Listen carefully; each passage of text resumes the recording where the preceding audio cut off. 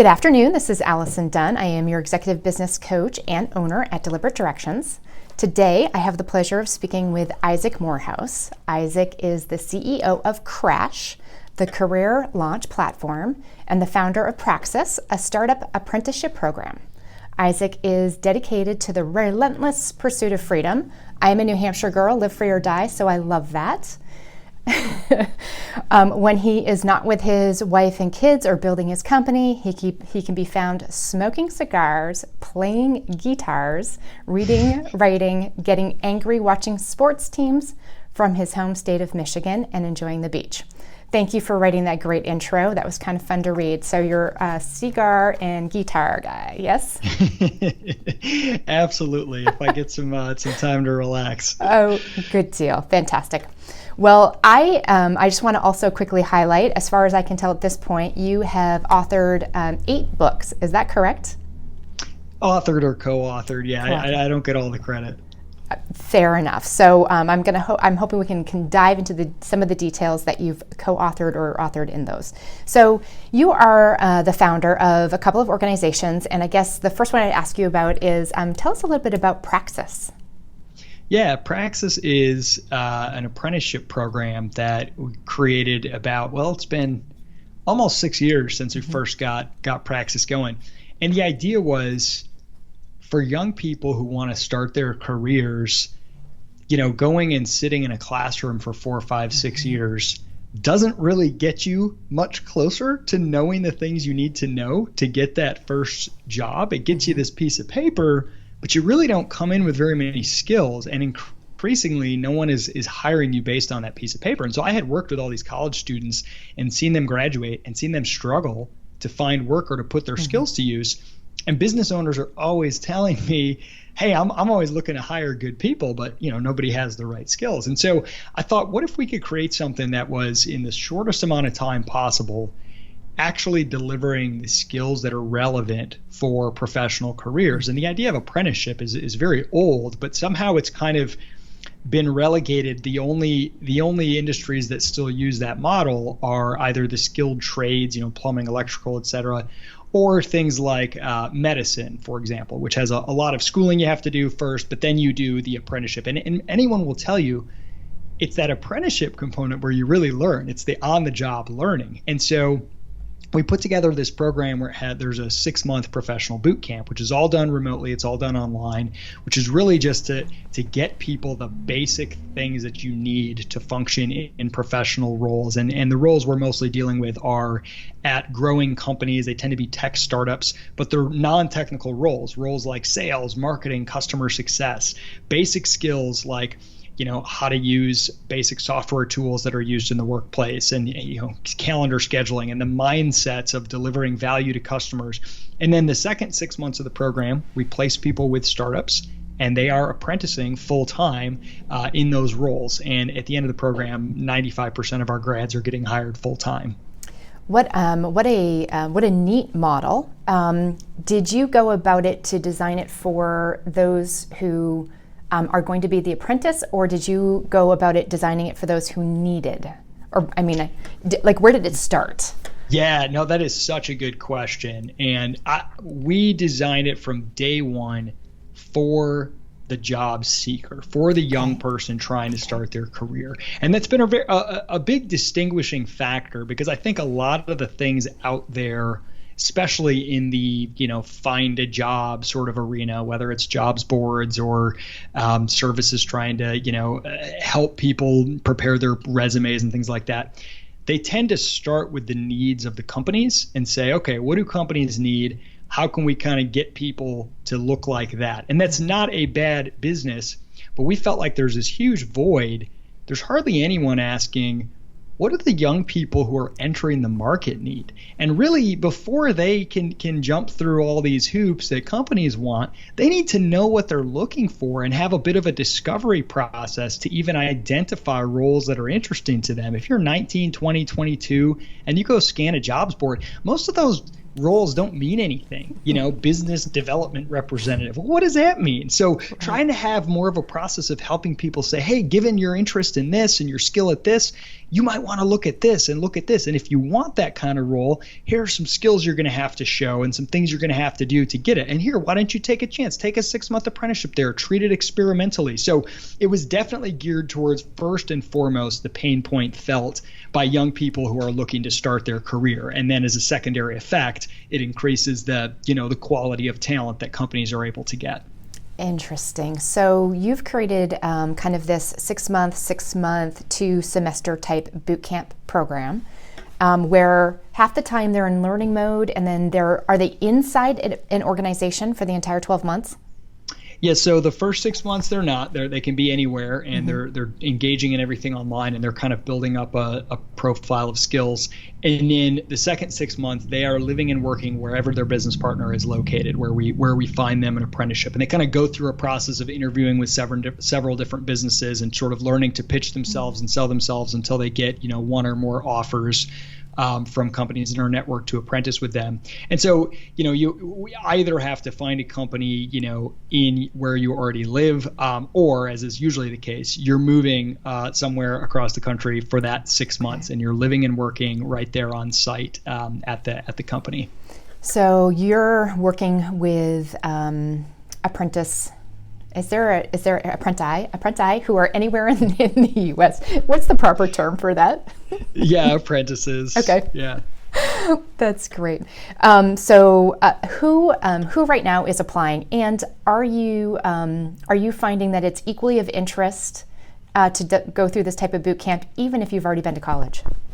Yeah, that's a great question as well. So I would say, of our application pool, it kind of splits roughly into 3 segments, and they're more or less equal segments. So a third of people are coming right out of high school, and they already know, I don't want to do college. I think that sounds like a lot of time and money that I don't need to spend, and I want to jump into my career now. And then a third of them are in the kind of, I've done a little bit of college. I'm not sure this is really helping me that much. I'm kind of undecided. Maybe I'll take a year break or a gap year, or maybe I'm going to just stop going to college altogether and see if I can get something going with a different approach.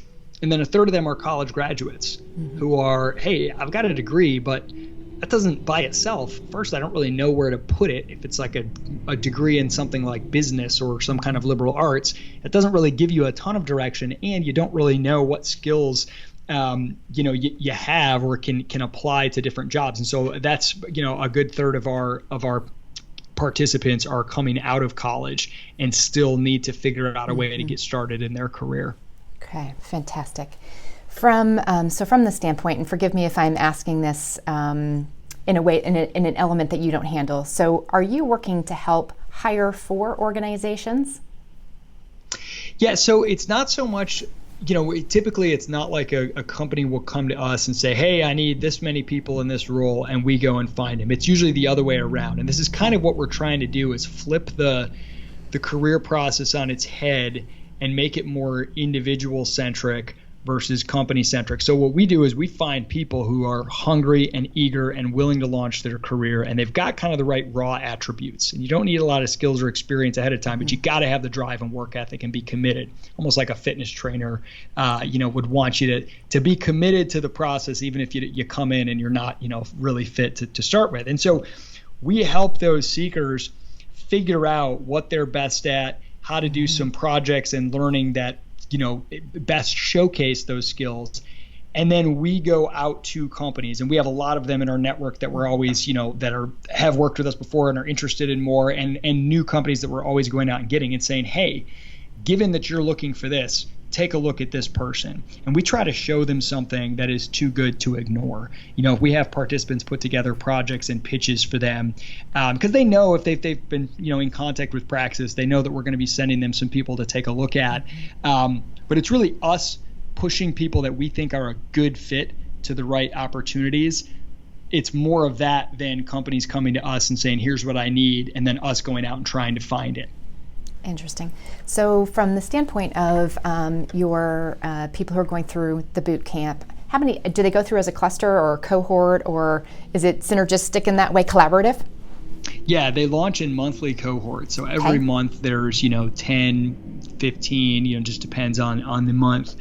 New participants starting, and they're going through kind of these monthly modules to sort of build their skills and their profile, and then to get into that apprenticeship. And they've got one-on-one coaching sessions twice a month with Praxis advisors. They have a weekly skills workshop. Some of those are just for their cohort. Some of them are broader, where Praxis participants and alumni from all various ranges will come together, and they're continuing to get that kind of ongoing support as they go through. But they have that group of peers, that cohort that they're with each month tends to be very tight. And then, people in other cohorts and even alumni from years past are also heavily engaged in the community, which is pretty cool to see how they kind of help and support each other. From the standpoint, is the organization co-sponsoring the apprenticeship? Yeah, so the way it works is, once we place you in the apprenticeship, you are getting paid as an employee of the company a minimum of $15 an hour, so that during that 6 months, you're earning about $14,000-$15,000. But you are still a participant in the program. And so how that works is, we don't want to make this like fake work, like an internship where you're just sitting around getting coffee. So you're a real employee and doing a real role, and you're responsible to your, the person that you report to, your boss there. But we also are in contact with your supervisor on a regular basis, getting feedback from them on how it's going, and then we're getting feedback from you on how it's going. And so we're able to kind of be a voice outside of the company, especially if this is your first professional role, for people to say, hey, I'm really struggling with this, or I don't understand this thing about workplace culture, and to provide support there. And then vice versa for the company, if they're like, hey, this person is just really struggling with this thing, we have the ability to help work with them and help them improve in those areas in a way that sometimes you just may not have the resources for on staff within the company. So it's kind of a partnership where you're an employee there, but you still have this sort of ongoing 6 months of training and support throughout that time. Okay, fantastic. Do you have a team of people around you, or are you working with these candidates one-on-one? So we have a team. There's about 12 full-time team members for Praxis, and then we have a network of advisors that contract with us, and these are people that are usually kind of mid-career, not early career, but not super senior, that are, hey, I was in your shoes 2, 3, 5 years ago, and they love working with us just on the side in addition to their full-time role. So these are sort of working professionals, and they have kind of a group of participants that they're mentoring, and they have one-on-one sessions with them. And that makes it really cool because it goes beyond just Praxis employees, and they get to kind of have that mentorship with somebody, again, who's more advanced than they are, but not so far beyond that it's hard to relate. And that network of advisors is a really strong part of the program. That's fantastic. So did you just finish your newest book, Crash Your Career? Yes, it came out just a few months ago, and it's a very slim little book. We call it a pocket book so that nobody orders it and says, wait a minute, I thought this was going to be a book. It's very thin. But it's absolutely, it's kind of a new spin on the way that people approach getting their careers started. Okay, so who did you write Crash Your Career for? Yeah, so we kind of realized through the years working with people in Praxis, which is an incredibly intense, very selective, very kind of elite program. And again, the criteria is more that you're able and willing to put in the work for that year, that very intense, long year. And if you do, it pays dividends. It's absolutely an amazing, incredibly successful program. But we found working with that, we get thousands of people that apply, and we can only work with so many of them, that there's some bigger, broader trends.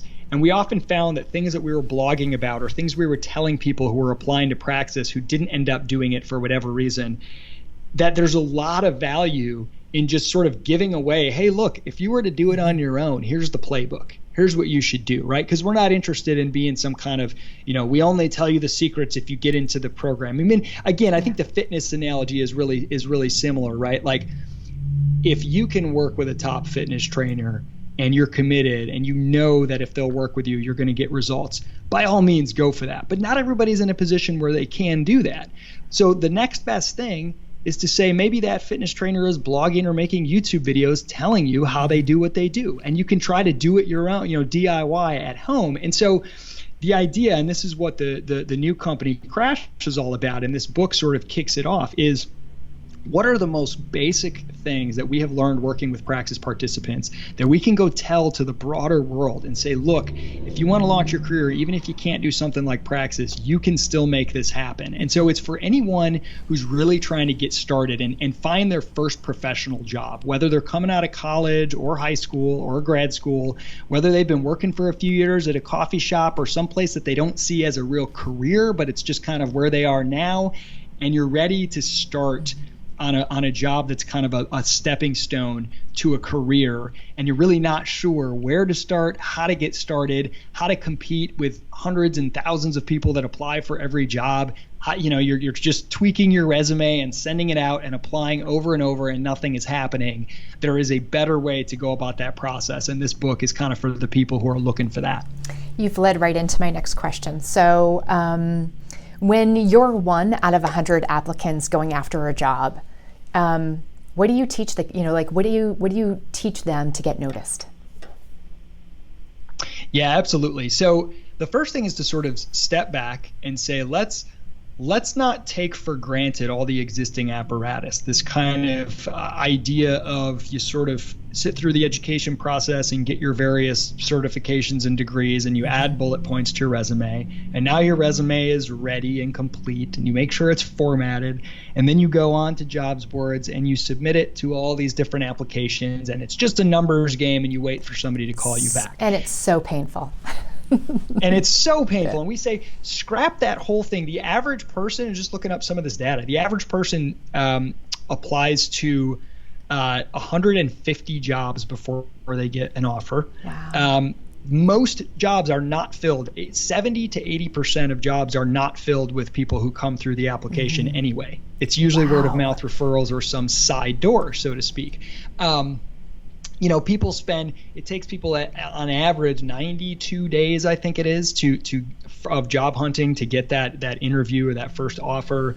The average job gets 250 resumes for the one person that gets the job. So when you hear some of this stuff, it's like, man, this is not really an exciting way to go about it. And so we say, okay, let's start from the beginning. First, identify just a couple roles that are probably going to be a good fit for you, or at least won't be a bad fit, because it's a lot of pressure when you're young to figure out, what's my calling? How do I put that into a job title? What do these job titles even mean? So we kind of try to put things into larger buckets and say, okay, well, look, if you know that you hate working with data and you're not that kind of a person, then you don't want to do things like that. But if it's not something that you're going to hate, then it's probably fair game. So there's probably a lot of things you could look at. You could look at roles like some of the things we specialize in with Praxis, like customer success or sales or marketing, kind of entry-level roles that are a good starting point. And you're really looking in that first opportunity to find something that you don't hate and that you can learn from, and that has a potential to be a stepping stone to something different. Doesn't mean you're going to do it for the rest of your life. So kind of relieve that pressure. And then once you identified something that's kind of interesting to you, figure out a few of the broadest skills and software tools that are useful in that role. So let's say it's an entry-level sales role where you're going to be going out and trying to find a lot of whether individuals or businesses that could be good customers for a company. So you're going to use a lot of tools like LinkedIn to research people. You're going to use various email tools to know, Excel spreadsheets probably to track lists of people, and kind of get familiar with some of the basic tools, some of the basic skills necessary there: good communication skills, good research skills, persistence, competitiveness, optimism, right? Those are some things that are going to be key in a role like that. And then you find a way to demonstrate that you have those skills that goes beyond a resume. Because just listing on a resume like good communication, well, what does that mean? Even just listing BA in marketing, what does that mean? Right. If you can show me something, hey, I have a YouTube channel, 5 videos, they're all 2 minutes long, and each of them is me walking through, how to write a good email or whatever. even if it's not that good, the fact that you took the time to do that you sort of, we say learn out loud, that you showed what you're learning, or hey, I'm reading through this book called How to Sell or How to Win Friends and Influence People, and I'm going to write a quick summary of every chapter and what I learned and post it to my blog. That's a very interesting piece of work that showcases a lot of things about you. Oh, interesting. This is someone who's learning. They're humble. They can write well. They're thinking about how to apply these things. Those are really rare traits. And if you did something that simple, it would stand out. So find some ways to show those skills, and then pick a handful of companies that you are interested in, research a little bit about them, and send them something, a tailored pitch. Send something to them directly. Now, see if you can find anyone that you know or that you're connected to that works there. But if not, even a cold email. And you are going to have better results if you send 5 tailored pitches than if you blast out 50 or 100 resumes. If you send an email directly to someone that says, hey, I love your company. I see you're hiring for this role. I'm really interested.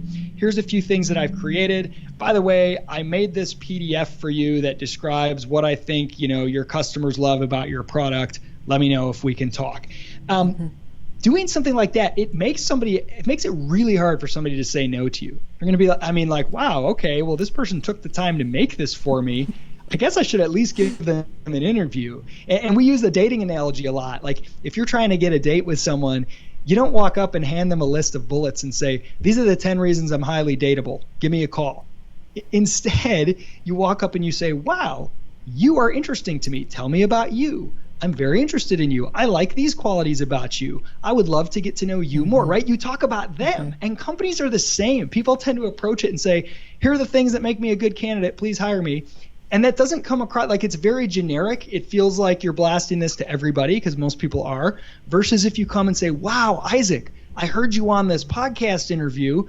I'm really interested in your company. I took the time to look at your website and learn these things about it, and I made this for you. I would love to talk more. Now, I'm going to have a really hard time not at least giving that person a chance. And so just seeing the process in that way, that's kind of the basic formula that's outlined in this book and that we're trying to help people with.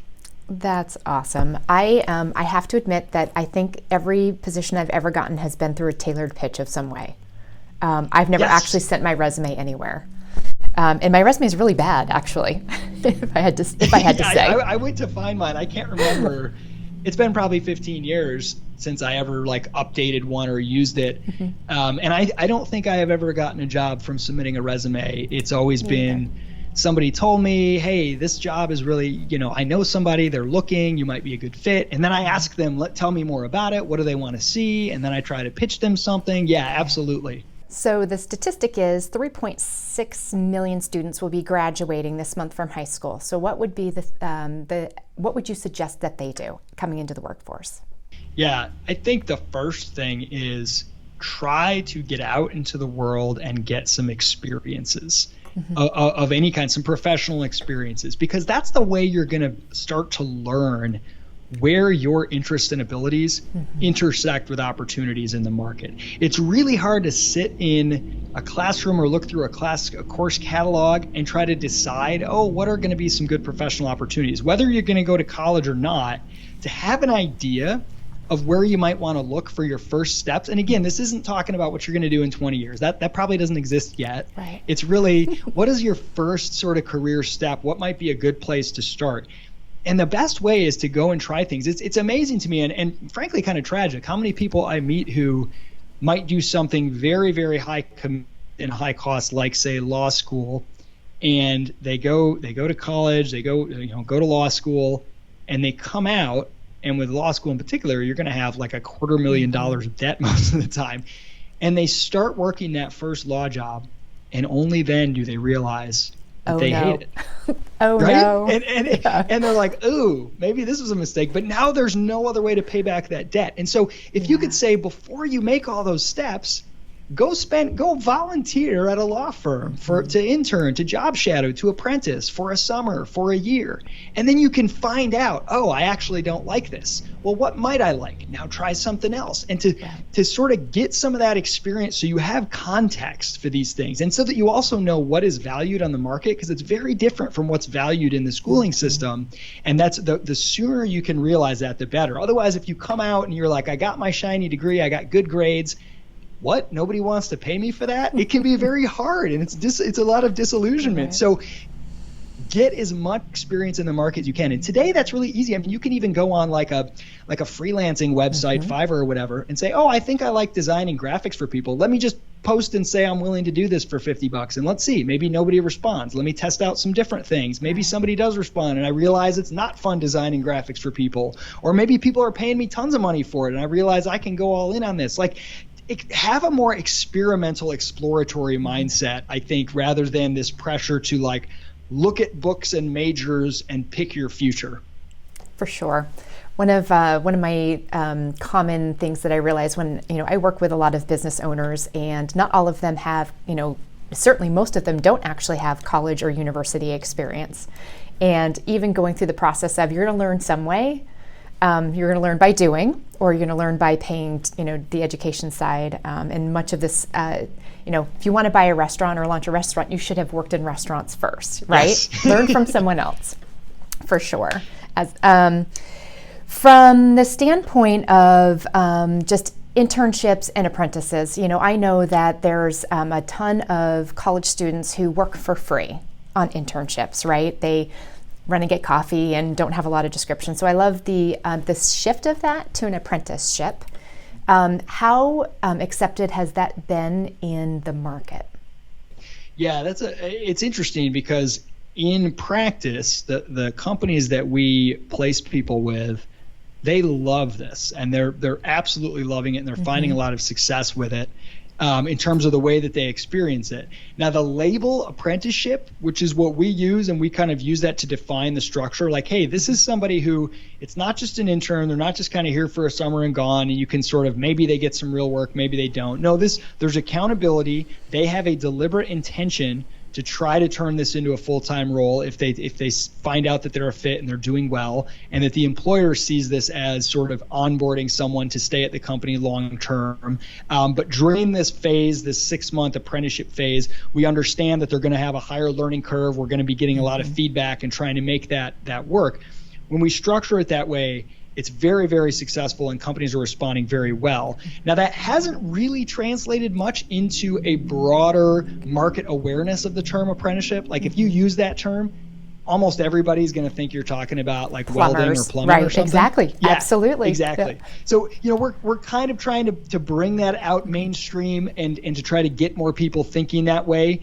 But what you find is a lot of entry-level jobs basically are apprenticeships because people sort of know that you don't really know much coming in, unfortunately, and that you're going to have to be ramped up. It's just that there hasn't been a lot of explicitly labeling and treating them that way. And we're kind of trying to move things that direction with mixed success. Fantastic. We're kind of coming near the end, so I have one more element to the other business that you're the CEO of, and I went online this morning. So I went on to crash.com, I think is what it is, and I took your online assessment, and I was shocked at the outcome of it. So is that a free tool to anyone who goes on, and is there a detailed report that comes with it? I got the summary level of it before we hopped onto this interview. Yeah, so crash.co is where you want to go. There's no M on it. Okay. Crash.co. And yeah, we have this free career discovery tool, and it's really to help kind of what I talked about there, narrow down, hey, given your personality, here are some sort of big buckets that we can put a lot of roles into that you might want to look at. And we've worked on this over months to kind of try to create something it's similar to some personality tests and sort of big 5 traits and whatever, but it's kind of got a unique flavor because it's specifically focused on those early career opportunities. And we found that like largely it's been pretty accurate for people, pretty useful. But I'm curious, maybe it told you something that was off base. I wasn't suggesting it. I was just surprised. What's interesting is I have not retained the actual archetype name as it was, but it was suggesting software engineer, which makes me laugh. Hey.